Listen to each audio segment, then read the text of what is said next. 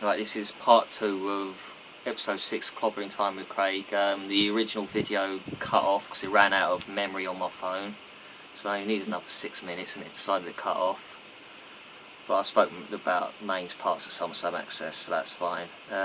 Next, I'm just briefly doing a chat with Samantha, my girlfriend, about her wrestling experiences. So this will only be like a few minutes, just a short vid. Yeah, you first wrestling show was in Sheffield, wasn't it, in 2009? Yeah. Yeah. And who did you go with? Went with Amy, her mum and her sister. Right, what seats did you have for that? I think it was like low level tier. Okay, so you weren't on the floor, was it? I can't remember, it was ages ago. That wasn't the one when you was on the floor, was it? Though, I could see everything. Right, because you did have floor seats at one point, didn't you? Huh? You did have floor seats at one of the shows, didn't you?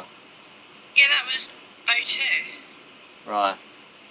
What was the closest you got to ringside? Was it the second row? Second row, Raw and O2. Right.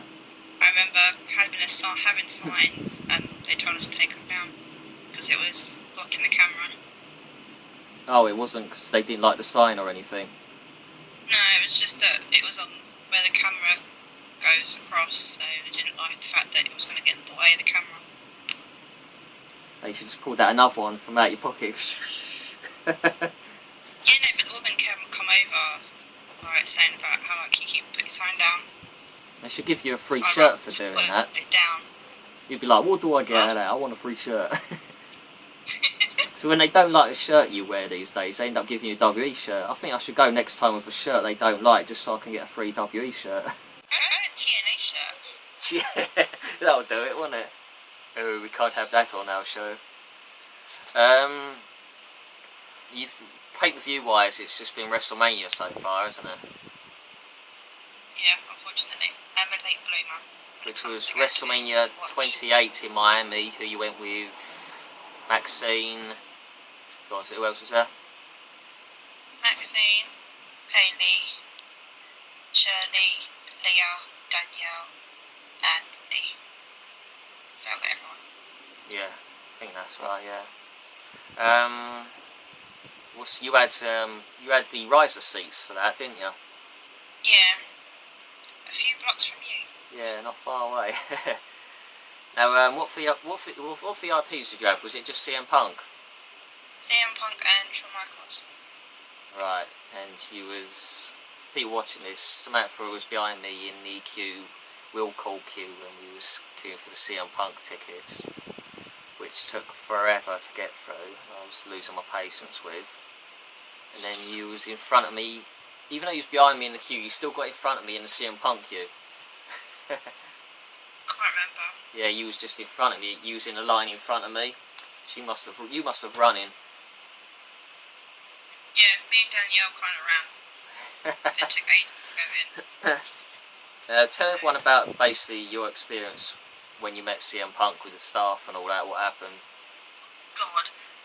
Well, it was alright queuing up, and then they started hurrying. I've got a CM Punk, one of the tattoos he's got. I tried to show him, he didn't seem to care. Yeah. As he does. But then woman took my photo at a really awkward moment when I was halfway through turning around. So my facial expression was a bit like wrong and awful. So I didn't get a great experience meeting him, really. And Thanks to the staff rushing everyone. Also, tell us about you with Shawn Michaels. I know that was a lot better experience for you. Best ever. Can I just say, 14 years I've waited to meet him. Finally did. Eyes were watering because the heat in there at the lenses. Not that I was crying. Just to clarify, my eyes were watering. Just before he turned around, I'm like, don't turn around, don't turn around, don't turn around. But luckily it was because my contact lenses were just making my eyes water so bad. He turned around because he's been interviewed, apologised for being interviewed, and when dear. Which, waiting 14 years for that, I was like, oh, thank you. And then he was just really nice. Thanked me for being a fan all the years. It was just so sweet. I got a massive film with him, which was awesome. Who else did you meet at Miami? Obviously I know, but for viewers. Met Beth Phoenix, which was awesome because I love her. Yeah. It's just amazing as a diva. Shame she's gone. Met... Oh, who else did I meet? Wade Barrett. Yeah. He was awesome. Really nice. The fact that you're British, he talks to you, like, to how you're doing. Johnny Curtis, who is now Fandango. Didn't have anybody in his queue. How a difference that will be now. That's because everyone went to Dolph Ziggler at the time. Natalia and Tyson, who are lovely. Tell people about when you met Lita, what she said. She didn't really say anything, she just stared at my sunburn. Yeah, I think she was surprised at how burnt you were, wasn't it? It's like, don't you know the British, that's what we do, we get burnt. Heat very well. Us British stand out a mile away. Because we all, us British stand out a mile away when we go to hot places, because we're all burnt. You know the Brits in Miami because they're burnt to like crisp. Really. But yeah, got a good tan after it though, so I'm not complaining. Yeah.